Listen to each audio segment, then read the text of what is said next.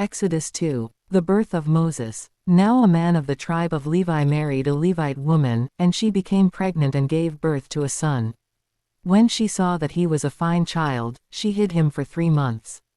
But when she could hide him no longer, she got a papyrus basket for him and coated it with tar and pitch. Then she placed the child in it and put it among the reeds along the bank of the Nile. His sister stood at a distance to see what would happen to him. Then Pharaoh's daughter went down to the Nile to bathe, and her attendants were walking along the riverbank. She saw the basket among the reeds and sent her female slave to get it. She opened it and saw the baby. He was crying, and she felt sorry for him. "This is one of the Hebrew babies," she said. Then his sister asked Pharaoh's daughter, "Shall I go and get one of the Hebrew women to nurse the baby for you?" "Yes, go," she answered. So the girl went and got the baby's mother.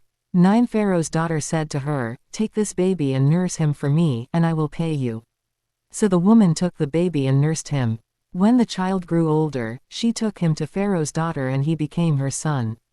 She named him Moses, saying, "I drew him out of the water."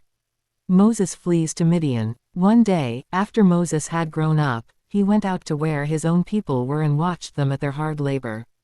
He saw an Egyptian beating a Hebrew, one of his own people. Looking this way and that and seeing no one, he killed the Egyptian and hid him in the sand. The next day he went out and saw 2 Hebrews fighting. He asked the one in the wrong, "Why are you hitting your fellow Hebrew?" The man said, "Who made you ruler and judge over us? Are you thinking of killing me as you killed the Egyptian?" Then Moses was afraid and thought, "What I did must have become known." When Pharaoh heard of this, he tried to kill Moses, but Moses fled from Pharaoh and went to live in Midian, where he sat down by a well. Now a priest of Midian had 7 daughters, and they came to draw water and fill the troughs to water their father's flock. Some shepherds came along and drove them away, but Moses got up and came to their rescue and watered their flock. When the girls returned to rule their father, he asked them, "Why have you returned so early today?" They answered, "An Egyptian rescued us from the shepherds. He even drew water for us and watered the flock." "And where is he?" Reuel asked his daughters. "Why did you leave him?